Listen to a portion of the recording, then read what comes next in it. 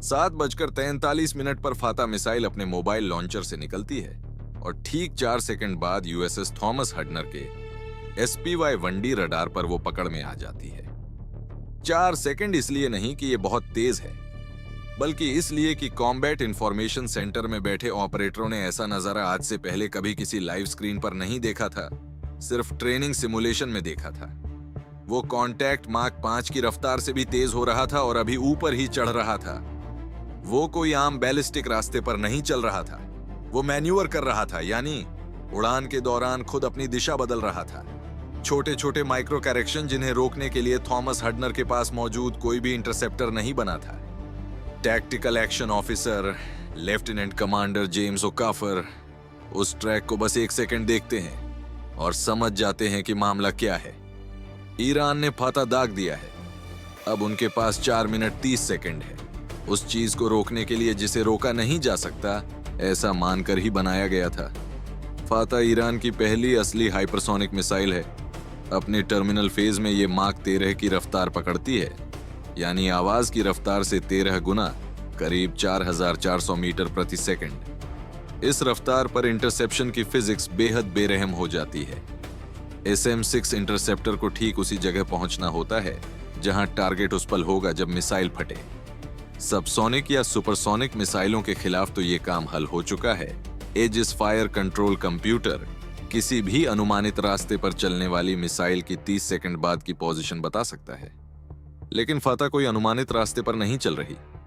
उसमें एक manoeuvring re entry vehicle लगा है, एक ऐसा वॉरहेड जो टर्मिनल डिसेंट के दौरान दिशा बदल सकता है, छोटे लेकिन बड़े असर वाले करेक्शन जो हर इंटरसेप्ट सॉल्यूशन को उसी पल बेकार कर देते हैं जब वो कैलकुलेट होता है। जब तक SM-6 उस जगह पहुंचता है जहां फाता को होना चाहिए था, फाता कहीं और जा चुकी होती है। जैसे किसी ऐसी गोली को पकड़ने की कोशिश करो जो खुद रास्ता बदल सके। 7:44 पर लेफ्टिनेंट कमांडर ओकाफर वेपन्स फ्री का आदेश देते हैं और एजिस सिस्टम इंटरसेप्ट सॉल्यूशन बनाने लगता है। 2 SM-6 मिसाइलें 7:44 पर फॉरवर्ड वर्टिकल लॉन्च सेल्स से छोड़ी जाती हैं। फायर कंट्रोल कंप्यूटर ने फाता के मौजूदा रास्ते के आधार पर उसका टर्मिनल पॉइंट तय किया और दोनों मिसाइलों को उसी हिसाब से असाइन किया। 7:45 पर पहली SM-6 अपने इंटरसेप्ट पॉइंट पर पहुंचती है। फाता वहां नहीं है। उसने 1.8 डिग्री का करेक्शन कर लिया है। नंगी आंख से न दिखने वाला बदलाव किसी सामान्य स्थिति में बेहद मामूली, लेकिन माक 13 पर यही 1.8 डिग्री का करेक्शन फायर कंट्रोल सॉल्यूशन और इंटरसेप्ट अटेम्प्ट के बीच के 3 सेकंड में 340 मीटर की साइड डिस्प्लेसमेंट बन जाती है। SM-6 खाली हवा में फट जाती है। दूसरी SM-6 4 सेकंड बाद अपडेटेड सॉल्यूशन पर लॉन्च होती है और वही होता है। फाता फिर करेक्शन करती है, इस बार 2.1 डिग्री, और इंटरसेप्टर को कुछ नहीं मिलता। 2 SM-6 मिसाइलें खर्च, नतीजा 0। अब 7:46 पर फालैंक्स CIWS खुद ब खुद एक्टिवेट हो जाती है जैसे ही फाता इनर डिफेंस एनवेलप में दाखिल होती है। फालैंक्स थॉमस हडनर की आखिरी पारंपरिक रक्षा पंक्ति है। 20 मिलीमीटर की गैटलिंग गन जो 4500 राउंड प्रति मिनट दाग सकती है और दर्जनों एंगेजमेंट में सबसोनिक और लो सुपरसोनिक मिसाइलों को नष्ट कर चुकी है। फाता के खिलाफ यह गणित की दृष्टि से बेकार है। फालैंक्स का fire control radar incoming contact को ट्रैक करता है और गन उसे एंगेज करने के लिए घूमती है, लेकिन मार्क 13 पर एंगेजमेंट जियोमेट्री सिस्टम को करीब 0.8 सेकंड का फायरिंग मौका देती है। 4500 राउंड प्रति मिनट पर इसका मतलब है 60 राउंड हवा में, इससे पहले कि मिसाइल एंगेजमेंट विंडो से बाहर निकल जाए। हाइपरसोनिक रफ्तार से मैन्यूवर कर रहे टारगेट को ये 60 राउंड मारे। इसकी प्रोबेबिलिटी सिस्टम का अपना फायर कंट्रोल कंप्यूटर 3.2% बताता है। फालैंक्स फिर भी दागती है क्योंकि उसके पास कोई चारा नहीं। राउंड चूक जाते हैं। फाता आगे बढ़ती रहती है। टारगेट से टकराने में 41 सेकंड बाकी हैं। लेफ्टिनेंट कमांडर ओकाफर तीसरी पीढ़ी के नेवी ऑफिसर हैं। उनके दादा खाड़ी युद्ध में डिस्ट्रॉयर पर थे। उनके पिता ने पैसिफिक में एक फ्रिगेट की कमान संभाली थी।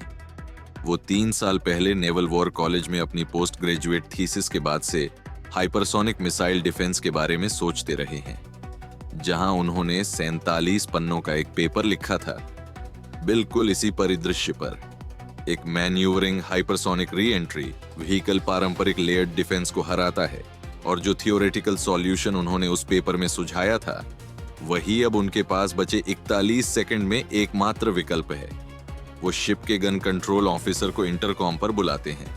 आदेश आता है, बेयरिंग 031 पर 800 फुट की ऊंचाई पर proximity air burst, continuous fire, maximum rate अभी। ये आदेश किसी भी पारंपरिक समझ से परे है।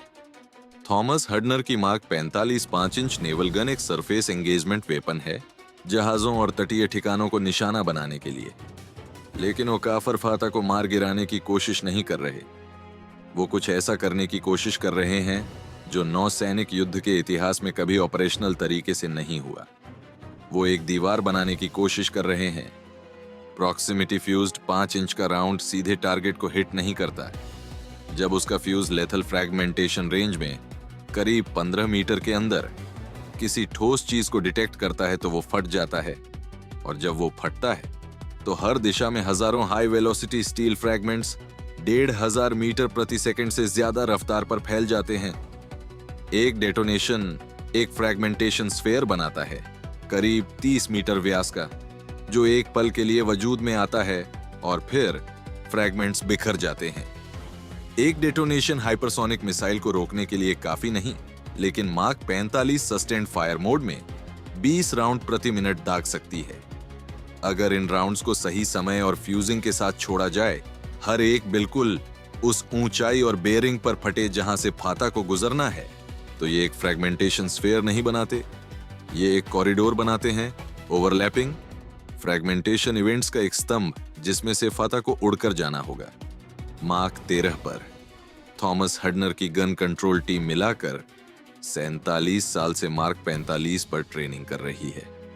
चीफ गनर्स मेट पेटी officer first class Marcus web 11 second में फ्यूजिंग पैरामीटर सेट करते हैं और गन 7:46 पर दागना शुरू कर देती है। 20 राउंड प्रति मिनट, प्रॉक्सिमिटी फ्यूज्ड, बेयरिंग 031, ऊंचाई 800 फुट, 10 सेकंड की कॉन्टिन्यूअस फायर, 200 राउंड हवा में, टाइम्ड अनफ्यूज्ड, एक 40 मीटर चौड़े और 200 मीटर लंबे कॉरिडोर को भरते हुए सीधे उस मिसाइल के रास्ते में जो 4400 मीटर प्रति सेकंड से आ रही है। फाता इस कॉरिडोर में 7:46 पर दाखिल होती है। मार्क 13 पर वो 200 मीटर करीब 0.045 सेकंड में पार करती है। उस 0.045 सेकंड में वो 17 ओवरलैपिंग फ्रैगमेंटेशन इवेंट्स से गुजरती है। पहले 6 डेटोनेशन के फ्रैगमेंट्स एयरफ्रेम को बिल्कुल मिस करते हैं। फाता छोटी है और फ्रैगमेंटेशन स्फेयर पूरी तरह सेंटर नहीं है। 7वां डेटोनेशन मिसाइल की बाईं गाइडेंस फिन असेंबली के लेथल रेडियस में 8 फ्रैगमेंट्स का एक क्लस्टर रखता है। 4 फ्रैगमेंट्स 800 मीटर प्रति सेकंड से ज्यादा वेग पर फिन हाउसिंग को भेजते हैं। फिन खुद नष्ट नहीं होती, लेकिन डैमेज हो जाती है। उसके 4 में से 2 कंट्रोल सरफेस तबाह हो जाते हैं और तीसरे को कंट्रोल करने वाला एक्चुएटर काट जाता है। फाता का गाइडेंस सिस्टम फॉरन असिमेट्रिक कंट्रोल रिस्पॉन्स डिटेक्ट करता है और बाकी कंट्रोल सरफेस को करेक्ट करने का कमांड देता है। लेकिन बाकी सरफेस मार्क 13 पर तबाह असेंबली से पैदा हुए एरोडायनामिक इम्बैलेंस को काउंटर करने के लिए काफी फोर्स नहीं बना सकते। मिसाइल यो करने लगती है, पहले धीरे फिर तेज। यो एक स्पिन में बदल जाती है जैसे जैसे एरोडायनामिक फोर्सेस गाइडेंस सिस्टम की स्टेबल फ्लाइट बनाए रखने की क्षमता को हरा देती है। 7:46 पर फता 67 डिग्री के कोण पर अरब सागर की सतह से टकराती है। थॉमस हडनर के पोर्ट बो से 194 मीटर दूर वॉरहेड पानी से टकराते ही फट जाता है। विस्फोट 60 मीटर ऊंचा पानी का खंभा खड़ा करता है और प्रेशर वेव थॉमस हडनर को इतनी जोर से हिलाती है कि कॉम्बैट इंफॉर्मेशन सेंटर के बाहर पैसेजवे में 2 क्रू मेंबर अपने पैरों पर नहीं रह पाते। पोर्ट ब्रिज विंग की हर खिड़की ओवर प्रेशर से टूट जाती है। पोर्ट साइड के एक स्टोरेज कंपार्टमेंट में आग लग जाती है। एक फ्रैगमेंट से जो वॉरहेड डेटोनेशन के बाद 194 मीटर हवा में उड़ा और वाटरलाइन के ऊपर हल को भेद गया। आग 4 मिनट 17 सेकंड में बुझा दी जाती है। कोई क्रू मेंबर मारा नहीं जाता। 3 को टूटे शीशे से लगी चोटों का इलाज मिलता है। थॉमस हडनर का कॉम्बैट इंफॉर्मेशन सेंटर पूरी तरह ऑपरेशनल है। लेफ्टिनेंट कमांडर ओकाफर जश्न नहीं मनाते। वो कैप्टन को रिपोर्ट करने के लिए सर्किट उठाते हैं और 11 शब्दों में अपनी रिपोर्ट देते हैं। Threat defeated, port side fire under control, 3 casualty, non critical. फिर वो अपने इलेक्ट्रॉनिक वॉरफेयर ऑफिसर की तरफ मुड़ते हैं और वो एक सवाल पूछते हैं जो अब सबसे ज्यादा मायने रखता है। ये आया कहां से? फ्यूता का लॉन्च सिग्नेचर थॉमस हडनर के पैसिव सेंसर्स ने उसी पल कैप्चर कर लिया था जब मिसाइल लॉन्चर से निकली थी। मोबाइल लॉन्चर ईरानी मेनलैंड पर फारस की खाड़ी को देखती एक तटीय ऊंचाई पर लगाया गया था, जो नीचे खाड़ी में टारगेट्स तक फांता की लाइन ऑफ साइट मैक्सिमाइज करने के लिए चुनी गई थी।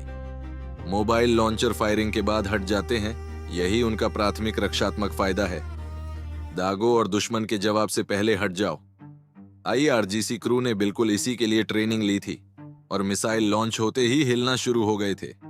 उनके पास एक प्लान्ड रिलोकेशन रूट था और 6 किलोमीटर दूर एक सेकेंडरी पोजीशन।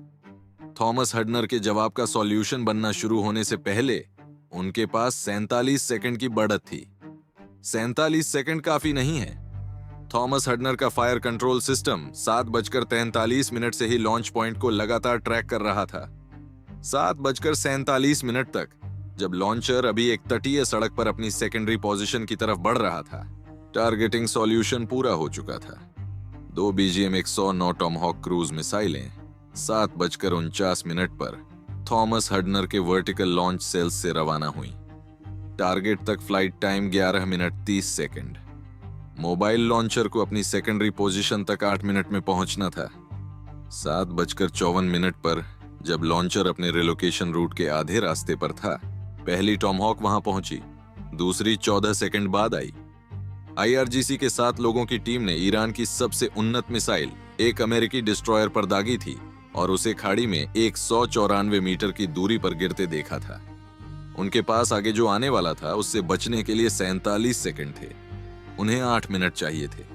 गणित उनके हक में नहीं था। 8:01 पर थॉमस हडनर के कैप्टन ने बहरीन में 5th फ्लीट हेडक्वार्टर्स को एंगेजमेंट रिपोर्ट भेजी। एक फाता हाइपरसोनिक मिसाइल इस जहाज पर दागी गई। Threat mark 45 proximity fire corridor से डिफीट किया गया। मामूली नुकसान, 3 non critical casualty. Launch position पर कार्रवाई की गई। 2 टॉमहॉक टारगेट पर, लॉन्चर नष्ट। ये जहाज पूरी तरह ऑपरेशनल है और मिशन जारी रखने के लिए तैयार है। ईरान ने अपनी सबसे खतरनाक मिसाइल दागी, वो हथियार जिसे अमेरिकी नौसैनिक रक्षा की हर परत को हराने के लिए बनाया गया था। वो हथियार जिसे ईरान उस पल के लिए बचाए बैठा था जब उसे कोई न रोक सके। वो अरब सागर में 194 मीटर की दूरी पर जा गिरी, इसलिए कि एक लेफ्टिनेंट कमांडर ने 3 साल पहले नेवल वॉर कॉलेज में इसी परिदृश्य पर एक पेपर लिखा था। याद रखा कि उसमें क्या था और उस पर अमल करने के लिए उनके पास बस 11 सेकंड थे। और जिस IRGC क्रू ने वो मिसाइल दागी, उसके पास आगे जो आने वाला था उससे बचने के लिए सिर्फ 47 सेकंड थे। अमेरिका का जवाब पानी का वो खंभा गिरने से पहले ही हवा में था